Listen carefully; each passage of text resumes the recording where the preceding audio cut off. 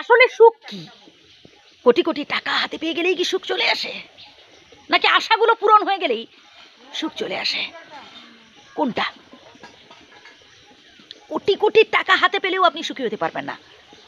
আপনার সমস্ত আশা, সমস্ত স্বপ্ন পূরণ হয়ে গেলেও আপনি সুখী হতে পারবেন না, যতক্ষণ আপনি মন থেকে শান্তি না পাচ্ছেন, যতক্ষণ আপনি অল্পে সন্তুষ্ট হতে পারছেন।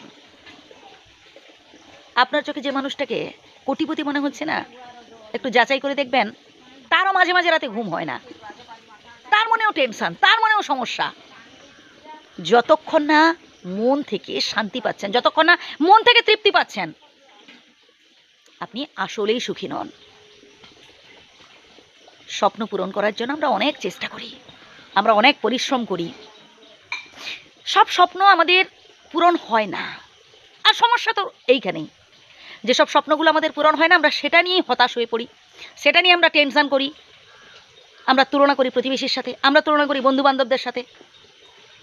আমার বন্ধু সে 4 চাকা কিনে ফেলো আর আমি ভাগা ধরে সাইকেলে ঘুরছি, হাউতাস করছি, ঘরে ঝগড়াঝাটি করছি, বাবা মায়ের সাথে ঝগড়াঝাটি করছি, আমাকে এক্ষুনি কিনে দাও। আরে ভাই, আমার সামর্থ্যটা তো বুঝতে হবে।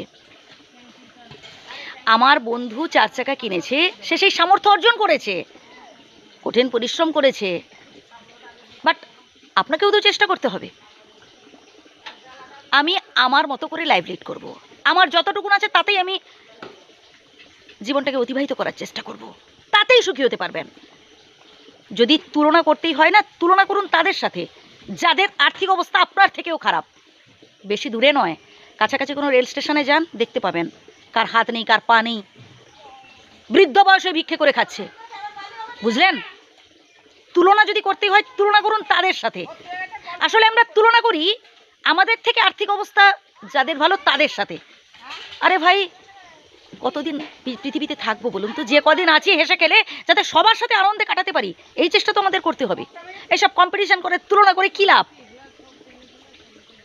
সে আমার থেকে অধিক উপার্জন করে ফেললো, সে আমার থেকে ধনী হয়ে গেল আর আমি পারলাম না।